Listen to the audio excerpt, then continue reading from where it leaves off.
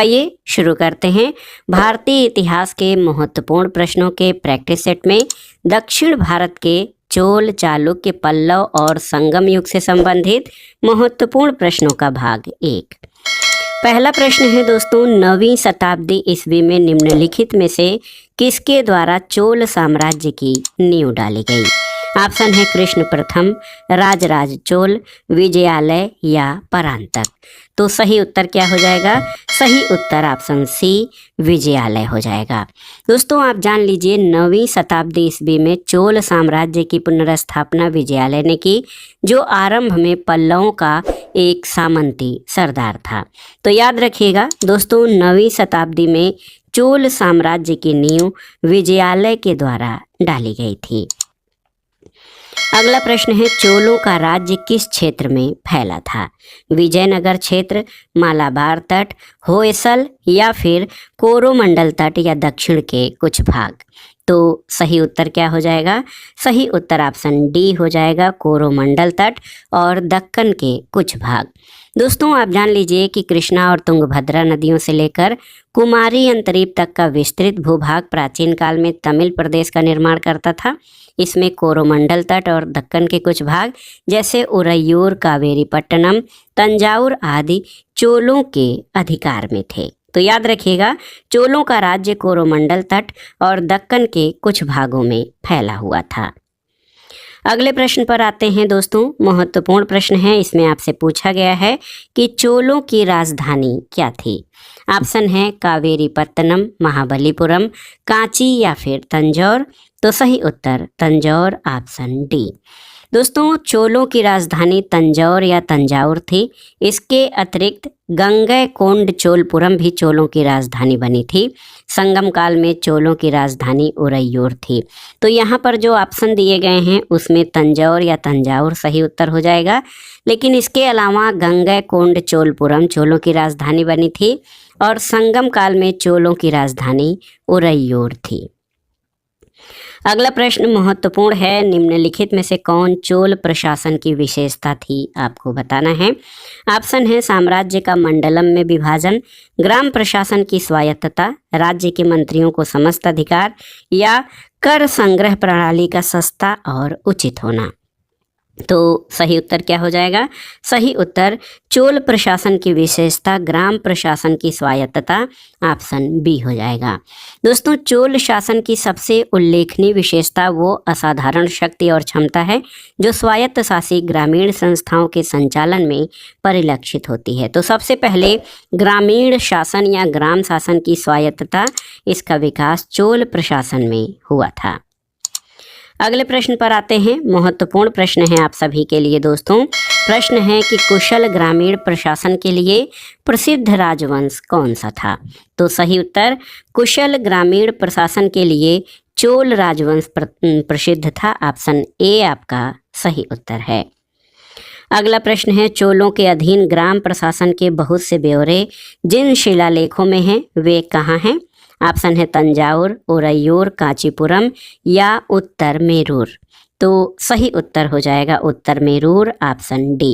दोस्तों याद रखिएगा, चोलों के अधीन जो ग्राम प्रशासन में ग्राम सभा की कार्यकारिणी समितियों की कार्यप्रणाली का विस्तृत विवरण उत्तर मेरूर से प्राप्त अभिलेखों के माध्यम से ज्ञात होता है।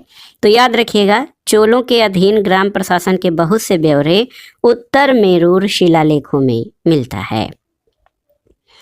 अगला प्रश्न है, तंजौर का बृहदीश्वर मंदिर निर्मित हुआ था शासनकाल में किस चोल सम्राट के? देखिए, परांतक प्रथम के, राजराज प्रथम के, राजेंद्र प्रथम के या राजाधिराज प्रथम के। तो सही उत्तर कौन सा है? सही उत्तर राजराज प्रथम ऑप्शन बी। यहाँ पर सही उत्तर ऑप्शन बी हो जाएगा। दोस्तों आप जान लीजिए कि तंजौर का बृहदेश्वर मंदिर चोल शासक राजराज प्रथम के शासनकाल में निर्मित हुआ था। अगला प्रश्न है, चोल काल में निर्मित नटराज की कांस्य प्रतिमाओं में देवाकृति प्रायः अष्टभुज है, खडभुज है, चतुर्भुज है या द्विभुज है? तो सही उत्तर क्या हो जाएगा दोस्तों? चोल काल में निर्मित नटराज की कांस्य प्रतिमाओं में देवाकृत प्रायः चतुर्भुज है। ऑप्शन सी आपका सही उत्तर है। चोल कलाकारों ने तक्षण कला में भी सफलता प्राप्त की। उन्होंने पत्थर और धातु की बहुसंख्यक मूर्तियों का निर्माण किया। सर्वाधिक सुंदर मूर्तियां नटराज शिव की हैं, जो बड़ी संख्या में मिली हैं। इन्हें विश्व की श्रेष्ठतम प्रतिमा रचनाओं में शामिल किया जाता है। ये मूर्तियां प्रायः चतुर्भुज हैं। अगला प्रश्न है दोस्तों, शिव की दक्षिणामूर्ति प्रतिमा उन्हें किस रूप में प्रदर्शित करती है? शिक्षक, नृत्य करते हुए, विश्राम करते हुए या ध्यानमग्न? तो सही उत्तर क्या हो जाएगा? सही उत्तर ऑप्शन ए शिक्षक के रूप में। दोस्तों, शिव की दक्षिणामूर्ति प्रतिमा उन्हें गुरु या शिक्षक के रूप में प्रदर्शित करती है। इस रूप में शिव अपने भक्तों को सभी प्रकार का ज्ञान प्रदान करते हुए माने गए हैं। अगला प्रश्न है, 72 व्यापारी चीन में किसके कार्यकाल में भेजे गए थे? ये भी महत्वपूर्ण प्रश्न है, बार बार परीक्षाओं में पूछा गया है कि किस शासक के कार्यकाल में चीन में 72 भारतीय व्यापारी भेजे गए थे? ऑप्शन है कुलोतुंग प्रथम, राजेंद्र प्रथम, राजराज प्रथम या राजाधिराज? तो सही उत्तर ऑप्शन ए कुलोतुंग प्रथम याद रखिएगा। दोस्तों, चोल शासक कुलोतुंग प्रथम के शासनकाल में 1077 ईस्वी, तिथि याद रखिएगा, 1077 ईस्वी में 72 सौदागरों का एक चोल दूत मंडल चीन भेजा गया था। तो ये था कुलोतुंग प्रथम का शासनकाल, जो कि चोल शासक था। इसके समय में चीन में 72 व्यापारी भेजे गए थे। अगला प्रश्न है, निम्नलिखित में से दक्षिण भारत का कौन सा राजवंश अपनी नौसैनिक शक्ति के लिए प्रसिद्ध था?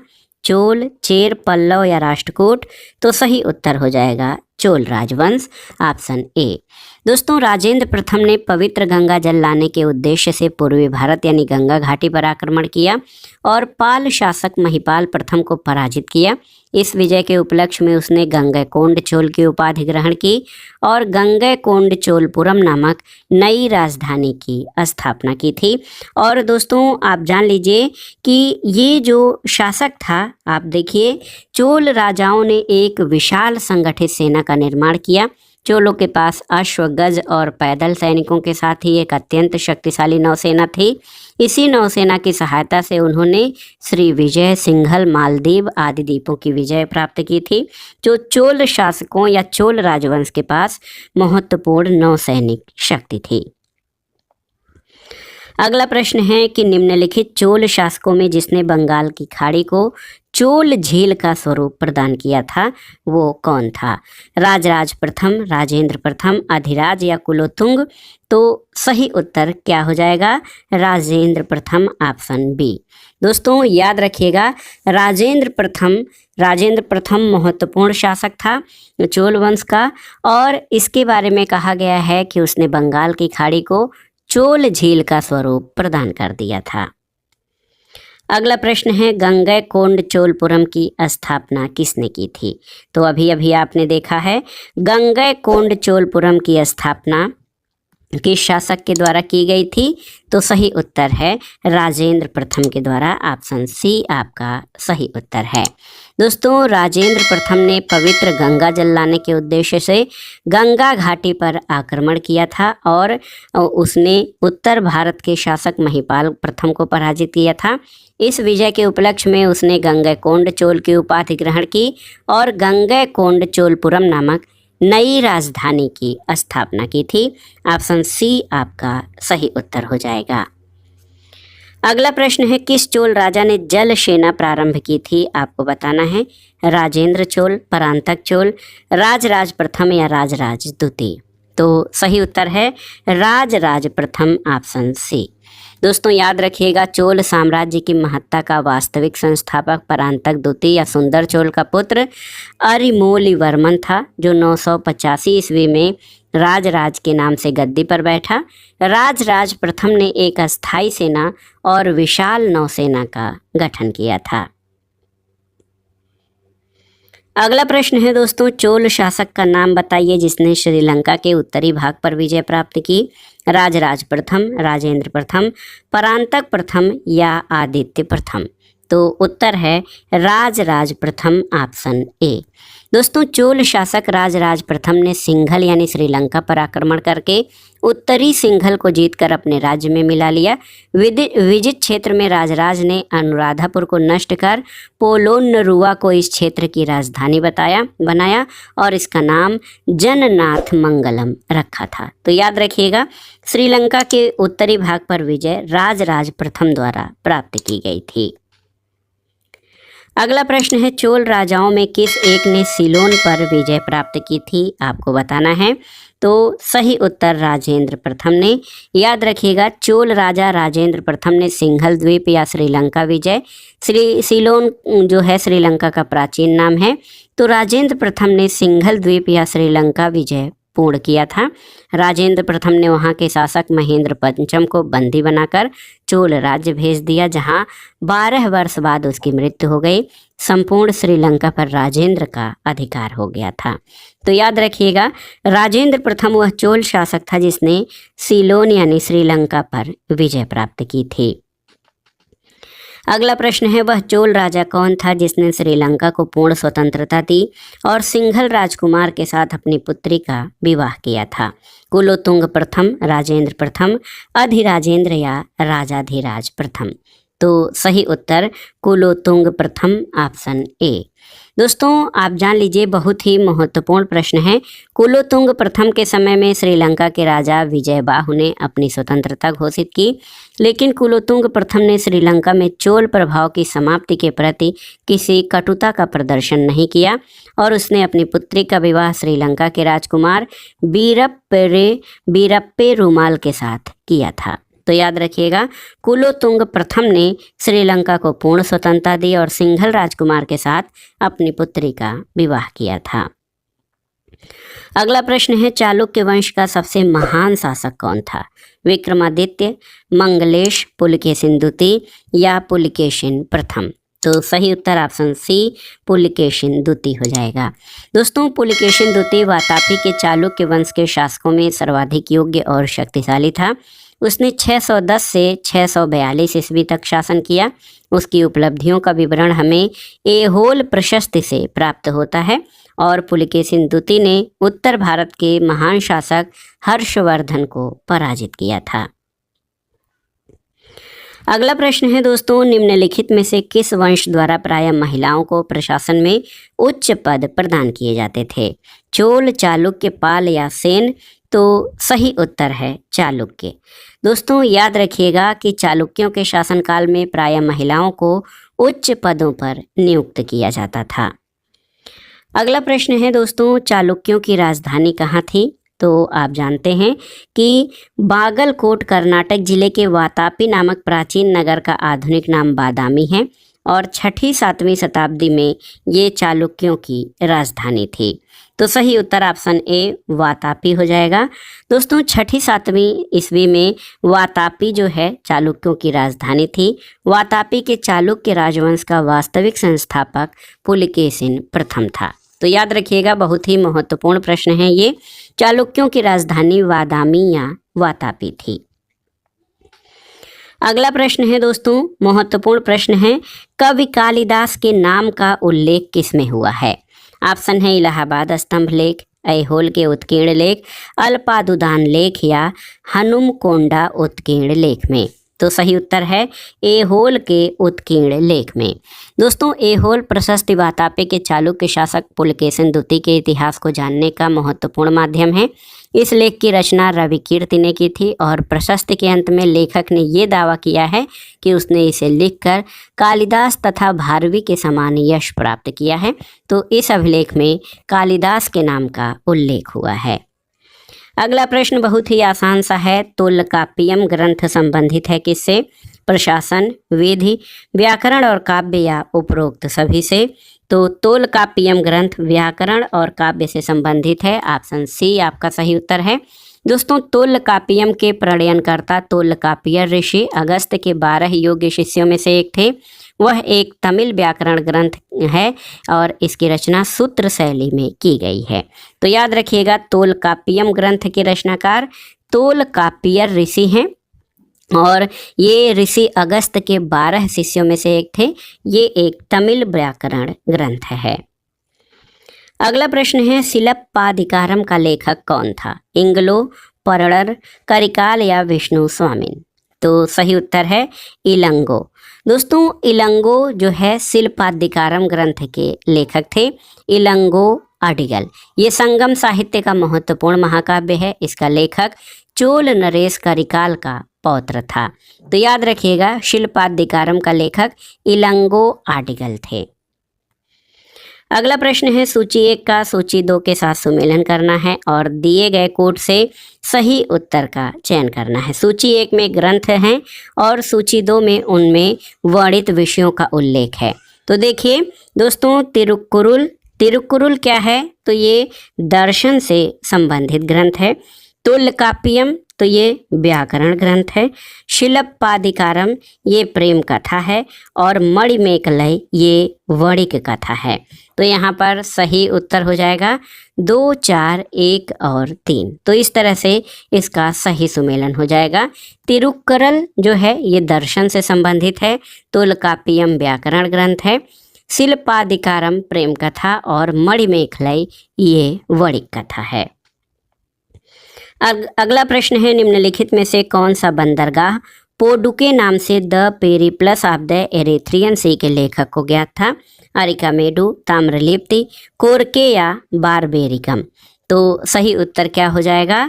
Arikamedu option A. दोस्तों अरिकामेडु बंदरगाह पोडुके नाम से Periplus of the Erythraean Sea के लेखक को ज्ञात था। अगला प्रश्न है रोमन बस्ती कहाँ से प्राप्त हुई है? कालीबंगा से, अरिकामेडु से, रंगपुर या सतारा से? तो सही उत्तर ऑप्शन बी अरिकामेडु से। दोस्तों रोमन बस्ती के प्रमाण अरिकामेडु से प्राप्त हुए हैं। ऑप्शन बी आपका सही उत्तर है। अगला प्रश्न है निम्नलिखित राजवंशों में किसका उल्लेख संगम साहित्य में नहीं हुआ है? कदम्ब, चेर, चोल या पांड्य? तो सही उत्तर क्या हो जाएगा? कदम्ब राजवंश ऑप्शन ए। दोस्तों आप जान लीजिए चोल, चेर और पांड्य संगम युग के राजवंश थे। कदम्ब जो है ये संगम कालीन राजवंश नहीं है। तो चोल, चेर और पांड्य ये सभी संगम कालीन राजवंश हैं। कदम्ब इसमें शामिल नहीं है। अगला प्रश्न है निम्नलिखित में से कौन एक तमिल देश के संगम युग का राजवंश नहीं था? चेर, चोल, पल्लव और पांड्य? तो सही उत्तर क्या हो जाएगा? सही उत्तर हो जाएगा पल्लव। याद रखिएगा दोस्तों महत्वपूर्ण प्रश्न है। चोल, चेर, पांड्य जो हैं ये चोल, चेर और पांड्य ये संगम युग के जो है महत्वपूर्ण राजवंश थे और पल्लव इसमें शामिल नहीं है। याद रखिएगा पल्लव संगम कालीन राजवंश नहीं था। अगला प्रश्न है धार्मिक कविताओं का संकलन कुरल किस भाषा में है? ग्रीक, तमिल, तेलुगु या पाली? आपको बताना है। तो सही उत्तर है धार्मिक कविताओं का संकलन कुरुल जो है ये आपका तमिल भाषा में लिखा गया है। ऑप्शन बी आपका सही उत्तर है।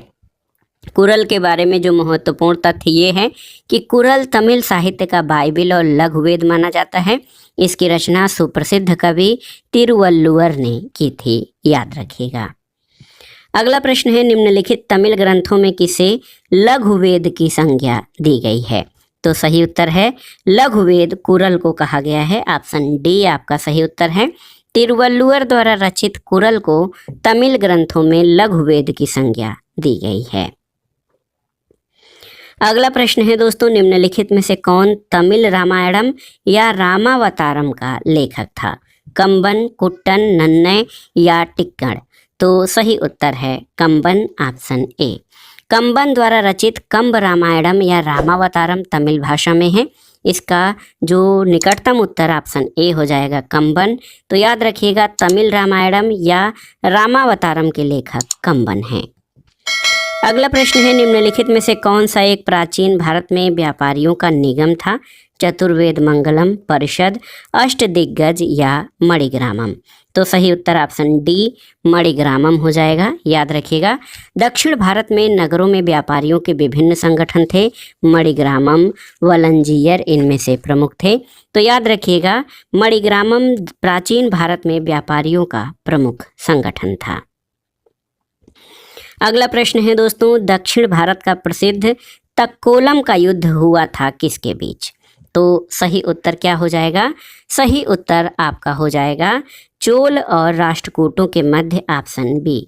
दोस्तों याद रखिएगा कि परांतक प्रथम के अंतिम दिनों में राष्ट्रकूट शासक कृष्ण तृतीय ने पश्चिमी गंगों यानी बुत्तुग दो की सहायता से तक्कोलम के युद्ध में चोलों को परास्त किया और तंजौर या तंजाउर पर अधिकार कर लिया। कृष्ण तृतीय ने इस उपलक्ष्य में तंजय कोंड की उपाधि धारण की थी। तो याद रखिएगा दक्षिण भारत का तक्कोलम का युद्ध चोल और राष्ट्रकूटों के मध्य हुआ था। अगला प्रश्न है, संगम युग में उरैयूर किस लिए विख्यात था? आपको बताना है। मसालों के व्यापार का महत्वपूर्ण केंद्र, कपास के व्यापार का महत्वपूर्ण केंद्र, विदेशी व्यापार का महत्वपूर्ण व्यापारिक केंद्र या आंतरिक व्यापार का महत्वपूर्ण केंद्र? तो सही उत्तर हो जाएगा कपास के व्यापार का महत्वपूर्ण केंद्र। दोस्तों तमिलनाडु के तिरुचिरापल्ली में कावेरी नदी के तट पर अवस्थित उरैयूर संगमकालीन महत्वपूर्ण नगर था। संगम युग में उरैयूर सूती वस्त्रों का बहुत बड़ा केंद्र था और इसका विवरण पेरिप्लस ऑफ द एरिथ्रियन सी में मिलता है। अगला प्रश्न है, पांड्य राज्य की जीवन रेखा कौन सी नदी थी? आपको बताना है। गोदावरी, कृष्णा, तुंगभद्रा या वेंगी? तो सही उत्तर आपका हो जाएगा वेंगी नदी, ऑप्शन डी। दोस्तों पांड्य राज्य की जीवन रेखा वेंगी नदी थी। पांड्य राज्य कावेरी के दक्षिण में स्थित था। इसकी राजधानी मदुरै थी। वेंगी नदी वाला प्रदेश अपनी उर्वरता के लिए बहुत ही महत्वपूर्ण था, इसलिए वेंगी नदी को पांड्य राज्य की जीवन रेखा कहा जाता है। अगला प्रश्न है, संगमकालीन साहित्य में कोन, को और मन्नन किसके लिए प्रयुक्त होते थे? प्रधानमंत्री, राजस्व मंत्री, सेनाधिकारी या राजा? तो सही उत्तर है राजा। दोस्तों आप जान लीजिए संगमकालीन साहित्य में कोन, को और मन्नन शब्द राजा के लिए प्रयुक्त होते थे। अगला प्रश्न है, तृतीय संगम हुआ था किस स्थान पर? अरिकामेडु, एर्नाकुलम, मदुरई या तूतीकोरिन में? तो सही उत्तर है मदुरई में, ऑप्शन सी। दोस्तों संगम का तात्पर्य गोष्ठी या परिषद से है और आप जान लीजिए कि संगम का जो तात्पर्य है वो गोष्ठी या संगम से होता था, परिषद से होता था। इन गोष्ठियों या संगमों में तमिल कवियों द्वारा रचा गया साहित्य संगम साहित्य कहलाता है। संगम युग में दक्षिण भारत में पांड्य राजाओं के संरक्षण में 3 संगम आयोजित किए गए थे। पहला संगम जो है मदुरई में आयोजित किया गया अगस्त ऋषि की अध्यक्षता में।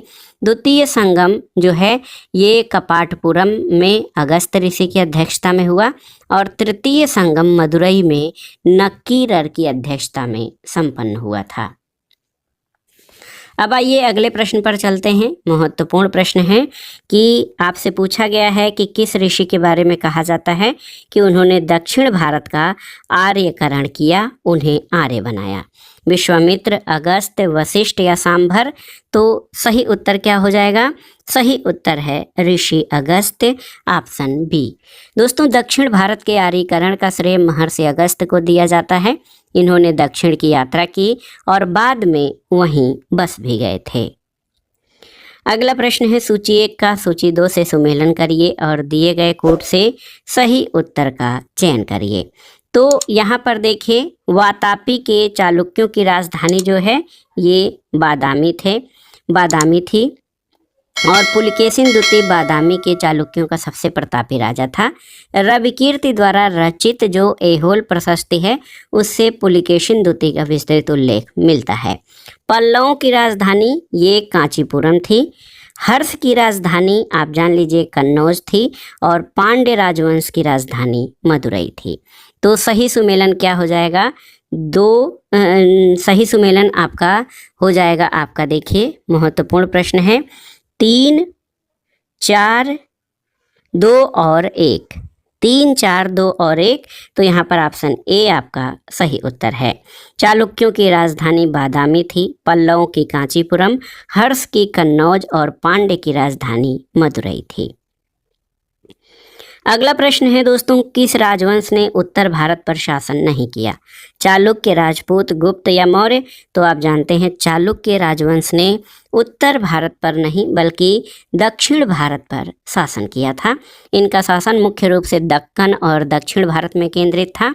इनकी राजधानी बादामी या वातापी थी।